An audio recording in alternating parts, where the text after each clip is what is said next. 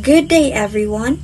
Our representation today is focused on an essential topic for any professional environment, especially in education: effective communication and professional etiquette.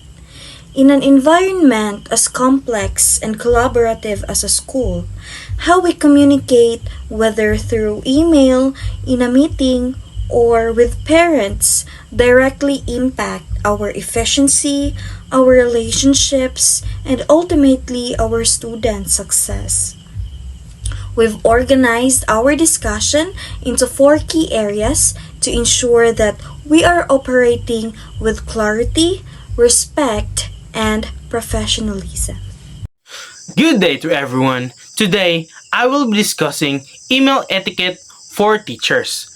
So, as educators, email is one of our primary tools for communication with students, colleagues, parents, and school administrators. That's why it is important to use proper etiquette to make sure our messages are clear, respectful, and professional. So there are four rules I will be discussing too. So, first is always begin with a polite greeting. This shows respect and sets a professional tone. Instead of jumping straight into your messages, start with a greeting like a good day, ma'am or sir. Dear Ma'am Santos, warm greetings to you, Sir Dilos Reyes. So, this simple step already shows that we value the person we're talking to.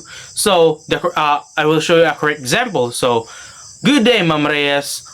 I hope you're doing well. So, avoid using hi po teachers, what's up, ma'am. So you should avoid those ones. So the second rule is always use formal language. Since email is a professional form of communication, avoid using slang shortcuts, emojis, or typing all caps.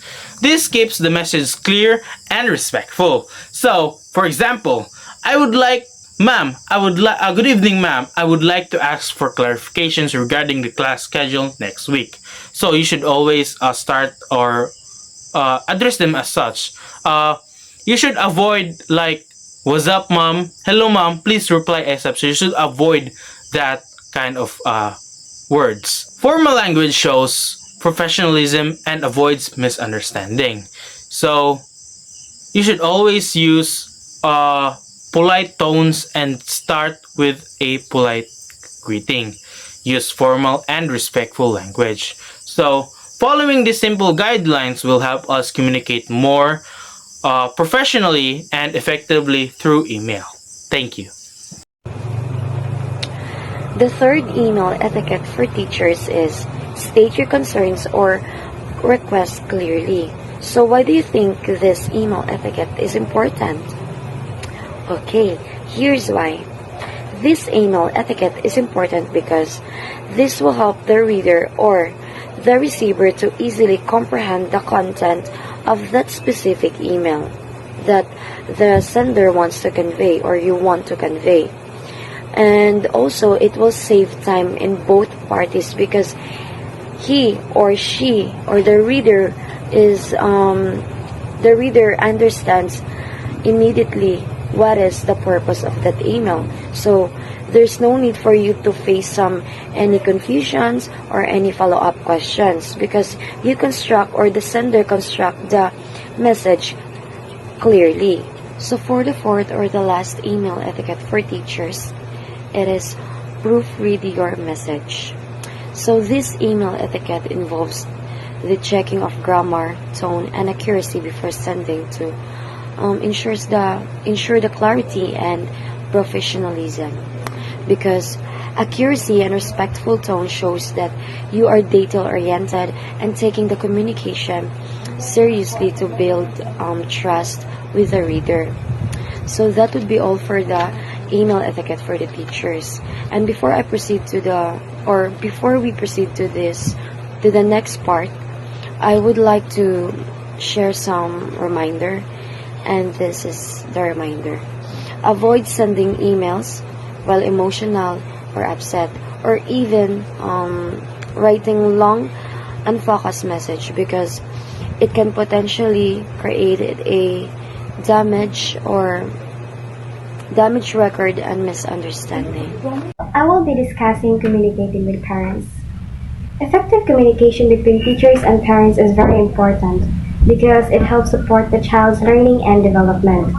There are several ways to communicate properly with parents. First is speak calmly and respectfully. When discussing a student's behavior or performance, the teacher should always stay polite and professional.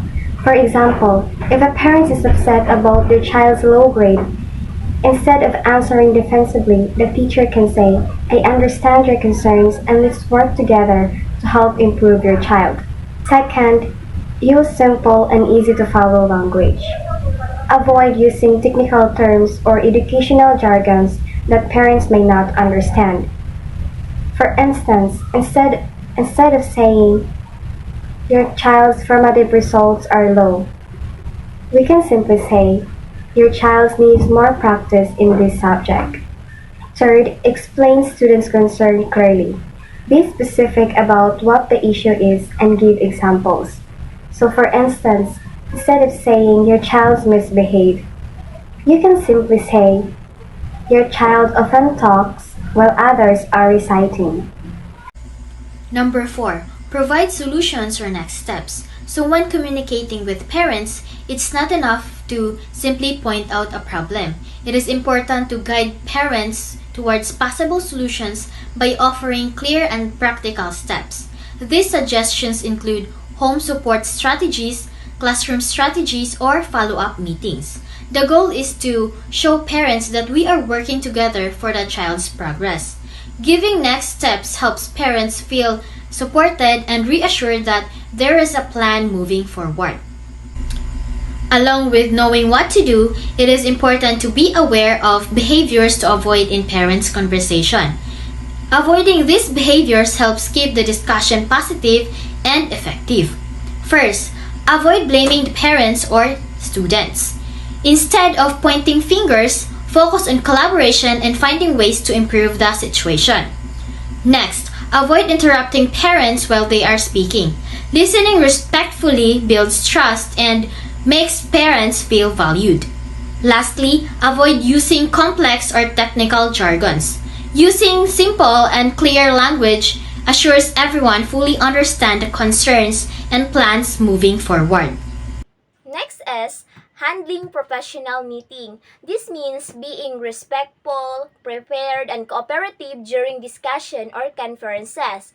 So first is arrive prepared on time. So you should arrive on time and prepare all the materials needed in the meeting. Second, allow others to speak. So not only your voice can be heard during the meeting. So you should give others freedom to speak, listen, and respect their opinions. Let's proceed to the third one. Share ideas clearly and respectfully. Communicate your points in a direct, cautious manner to support productive discussion. So when we are in a professional meeting, we should always speak in a way that everyone can easily and clearly understand us. Also, be respectful when talking. We should also say our points directly but politely because this helps the meeting stay positive and productive and everyone can work together better. And the fourth one is stay professional even during disagreements. Manage conflicts calmly and focus on solutions rather than emotions. So when we disagree with someone or disagree with their statement, we should always stay professional at all times. We should stay calm and be respectful. Like instead of arguing, we should respond politely and focus on solving the problem because this helps maintain harmony and positive working environments. And there are things that we need to avoid when handling professional meeting. First is avoid side conversation. So we should avoid chatting with other people when the speaker is still speaking because that is disrespectful and unprofessional. Instead, we should listen carefully and focus on the speaker. Second is avoid dominating discussion. So we should avoid taking over the discussion because you are not promoting access to communication, which is stated in the communication ethics. Instead, we should give people the chance to talk, to express their feelings, their ideas, and opinions. And lastly, we should avoid negative tone. So we should not use negative tone when communicating. Instead, we should use friendly and respectful tone because this helps communication stays positive and smooth. Finally, we have using digital tools. Digital communication in education requires a strict attention to boundaries, security, and privacy. These tools must be used purposefully to enhance professional life.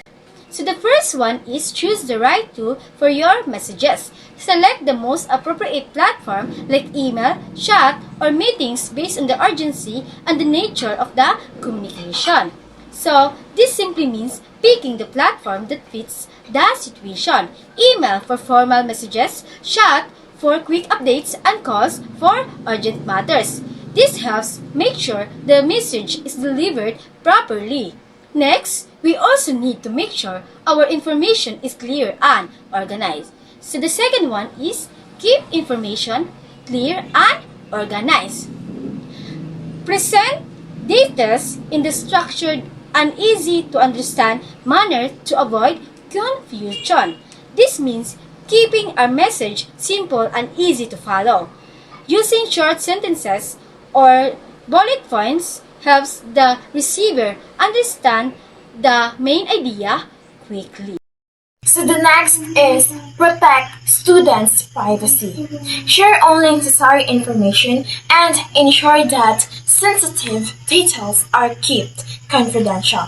Do not post or share private data such as phone names, grades, addresses, or photos without permission.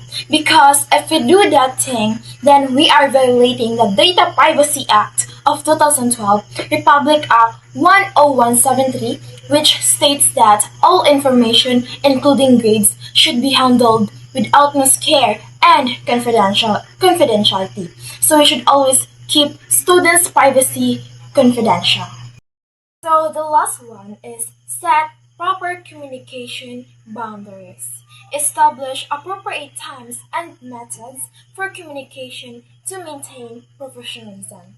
So this means establish clear limits when communicating online. Only send text messages during school hours or at agreed upon times. Avoid chats that are unrelated to school tasks and also use official accounts instead of personal ones to maintain professionalism.